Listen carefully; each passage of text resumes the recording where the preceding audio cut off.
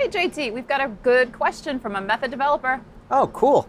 They specifically are asking a question about differences between organic modifiers, Okay. specifically methanol and acetonitrile. And they're talking about pH and other things that you can use to affect selectivity, Yep. but they're wondering if there's really any difference or benefit to using acetonitrile over methanol or methanol over acetonitrile. What do you think? Yeah, that's a really good one. I mean, obviously methanol and acetonitrile are the most common organic modifiers used in liquid chromatography. So it makes sense they're talking about those. Yep. Yeah, elution order strength, there's probably something to that. But you're right, is there any difference in selectivity? I don't know, we'll have to take a look. Yeah, let's look. Let's take a look really quick at just what's the difference between acetonitrile and methanol is. Okay. So Kim, if we take a real quick look at methanol versus acetonitrile, there's just a couple differences that is pretty obvious between the two. Methanol, it's a protic solvent. It's got the carbon to OH functional group. It's a hydrogen bond donor and acceptor. It's more polar, so it's a weaker eluting solvent than acetonitrile. And one of the drawbacks is that it's more viscous, so it's got a lower flow rate ceiling. Yep. Acetonitrile is probably a little bit more popular in LC. It's an aprotic solvent. It's got the cyano group or the C to N bond there. It's a hydrogen bond acceptor only. And it's got some pi to pi bond electron interactions, which could come in pretty interesting in this myth.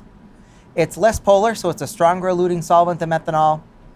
And it's less viscous. So again, it's got a higher flow rate ceiling, and that's what I think makes it a little bit more advantageous. So that's some really interesting information, JT. Based on that, I can see how a scientist might want to choose acetonitrile over methanol because it's going to have a lower back pressure. Yep.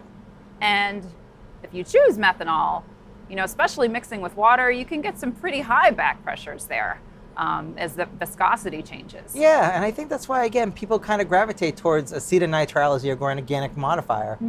I think it's worth taking a look at this myth, though, in the sense where, by switching organic solvents, can we see a change in selectivity? I think that's what the method development scientists are after. So I think we should take a peek at this. I think we should too. So how do you want to set this up? Because I'm thinking I can make a nice component mixture. I'll have some acids, bases, neutrals. It's nice to get the full spectra of pH in there. I'll make that, and we probably should look at maybe a couple different columns. Yeah, I think we should look at a couple different columns. Maybe a C18. Okay, right? everyone That's loves the a column C18. everyone loves, Yeah. exactly. And then I'm thinking we should look at something with some aromaticity to it, like maybe pentafluorophenol. Oh, that sounds pretty exotic, but I can see what you're saying, because there's pi bonds in play here, Right. And we want to promote or de-promote, if that's even a word, pi bond interactions. And with a column that has some sort of ring structure or aromaticity, we might be able to highlight some of those and move peaks around. Let's get to work. Let's do it.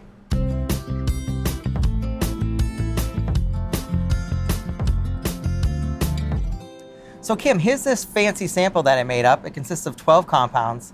I chose 4 acidic compounds, 4 basic compounds, and 4 neutral compounds. And they're all color coordinated. Make it kind of fancy. And as you can see, I also chose compounds that have varying degrees of aromaticity. Because Awesome. again, if we want to look at some pi bond interactions, that'll probably come in handy. Right.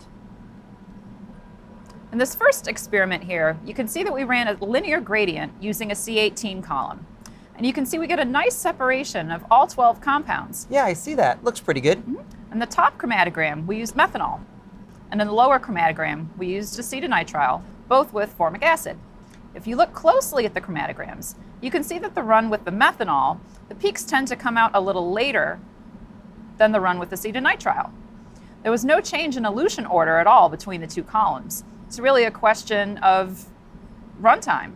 The peaks come out 1 to 12 in both, in the same order.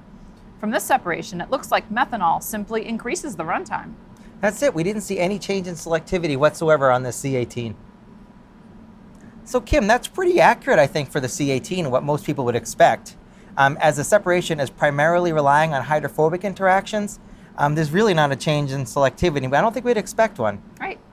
But when we look at this PFP column, wow, what a difference. You see some really interesting results. Aromaticity. Yeah, that's what I think is definitely going on here. The top chromatogram is shown with acetonitrile, and the bottom chromatogram is shown with methanol.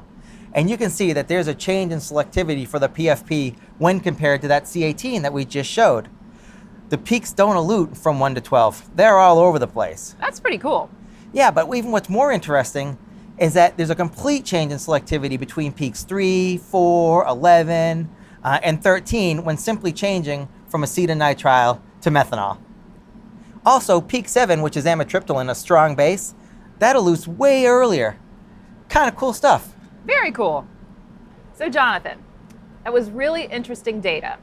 But what do you think is going on with that pentafluorophenyl column, that PFP column? What's really happening? Yeah, there's a lot going on. Obviously, you got the electronegative fluorine groups, but I think it does come down to those pi bond interactions that you can promote with methanol over acetonitrile. If you think about it, Kim, acetonitrile, which we showed earlier, has pi to pi bond interactions. So those inhibit the pi bond interactions between the stationary phase and the analyte, where methanol doesn't do that. So by simply switching from acetonitrile to methanol, you're promoting those interactions between the analyte and the stationary phase, and that's why you get the differences in selectivity with the PFP. You're right, I guess that makes sense because with the C18 column, you really don't have any aromaticity. No aromaticity whatsoever. No aromaticity. Okay. So what do you think?